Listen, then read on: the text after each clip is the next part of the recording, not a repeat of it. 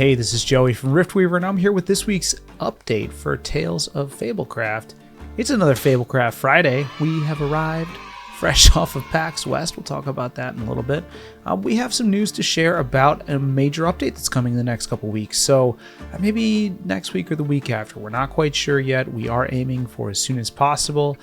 We're sniffing out bugs right now and making sure that the update is put through its paces. I have a lot to talk about today, partially about that update, partially about the Brawler Collection that's still inbound for this month, and then about PAX West. So let's start with the update, and we're going to start with the changes that we're making to the inventory system. So there's a lot of things coming in this update. This is not the only thing, but we are making some dramatic changes to the inventory system, and I'm going to talk about two of those changes today.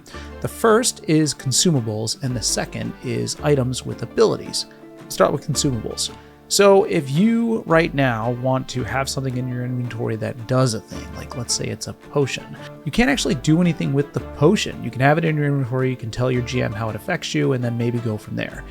Riz Fizz is the closest thing, and it does give you an additional charm, but it's not a one-use thing, it's persistent. What about potions like a health potion or a charge potion? These should exist in our game, right? And they are coming, and that's starting with what you're seeing on screen right now. This is the Curative Cordial. It's just an example. The text that's on screen is temporary. It isn't reflective of the actual update that's going to happen here in the coming week or so. Players will get this from their GM, and then they'll be able to use it on themselves, restoring 50% of their maximum HP. That's one example of an item that we're calling a consumable that's coming to the inventory with this update.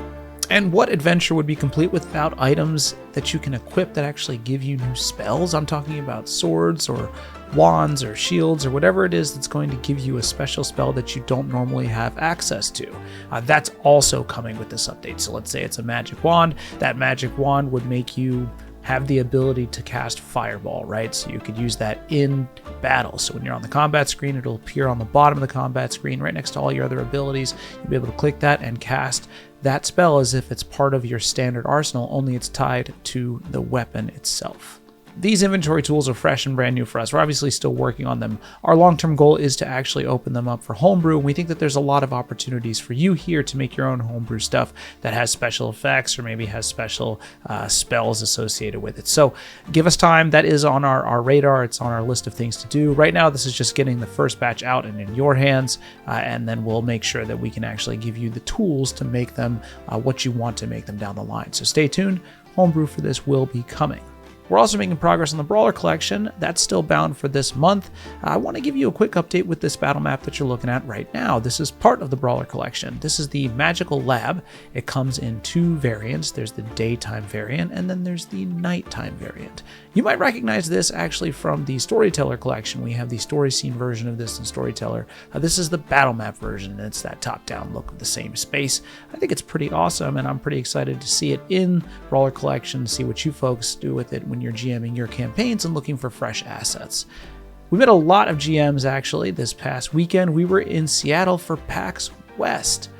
We had such a fun time. We met a lot of players that had heard of us before. We met a lot of players that had never heard of us before.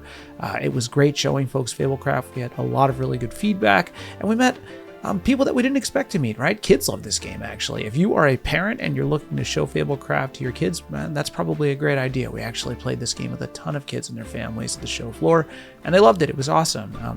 The Riftweaver team is looking to go to more conventions down the line. PAX West is the first time we've ever brought Fablecraft to a convention scene like this before, but we're looking to go to others. So we'll announce as we're going to them, and hopefully if we hit one near where you are in the world, you'll be able to stop by and say hi too. It was a lot of fun meeting everyone, and if you're here from the convention and you've not said hi yet, please do. You probably talked to me or Claire, Darcy, David, Mary, or Andrew. We were all there. So thank you so much for popping in and saying hi. And another way that you can say hi is by joining our Discord. As always, that's discord.gg/Fablecraft.